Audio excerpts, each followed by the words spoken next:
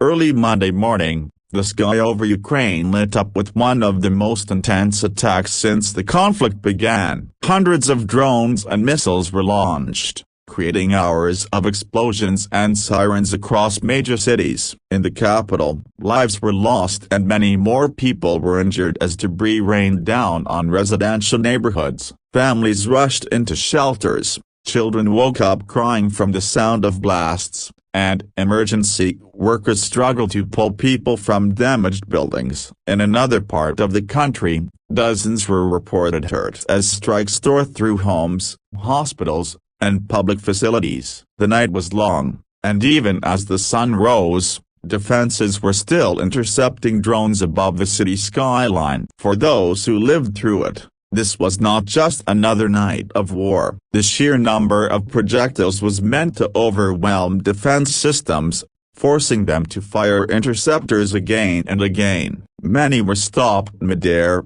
but not all. The fragments that slipped through caused destruction on the ground. A clinic treating heart patients was hit, residential buildings suffered damage, and power in several neighborhoods went out. For civilians, it meant hours of hiding in basements, calling relatives to check if they were alive, and watching their homes reduced to rubble.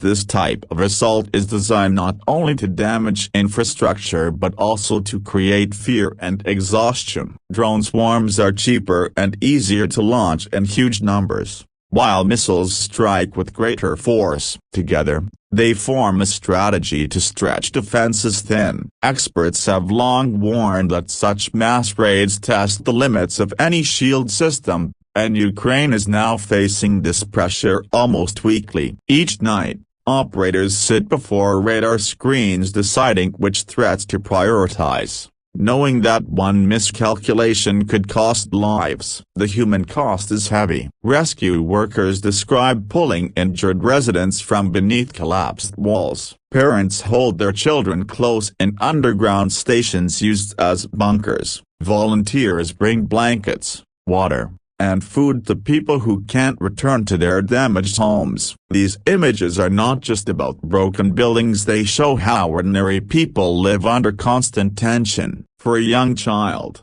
growing up with the sound of alarms becomes normal. For elderly residents, every siren is a reminder that survival is uncertain. From a military perspective, these attacks carry multiple purposes. They are meant to deplete interceptor stocks, damage energy infrastructure ahead of winter, and remind the population that no city is safe. High interception rates are encouraging, yet even a small fraction that penetrates defenses can cause severe harm. Some analysts believe such large-scale strikes also serve a political purpose, signaling strength at a time when both sides are weighing their next moves. It is a demonstration of capability, aimed at audiences both inside the region and abroad. Observers point out that timing is crucial. Launching such a massive offensive on a weekend, when families are together at home, increases its psychological effect. The goal is not only physical damage but also the constant feeling of uncertainty. People ask themselves,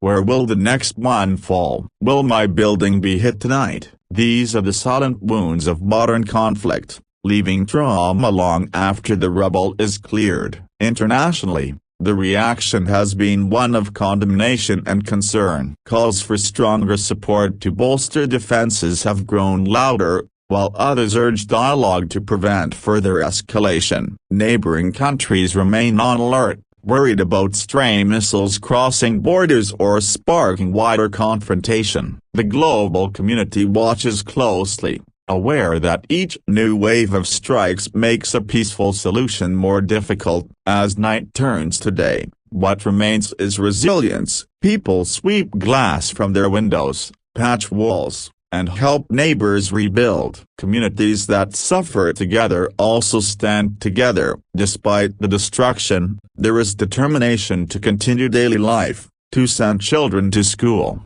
to keep hospitals open, and to carry on with dignity.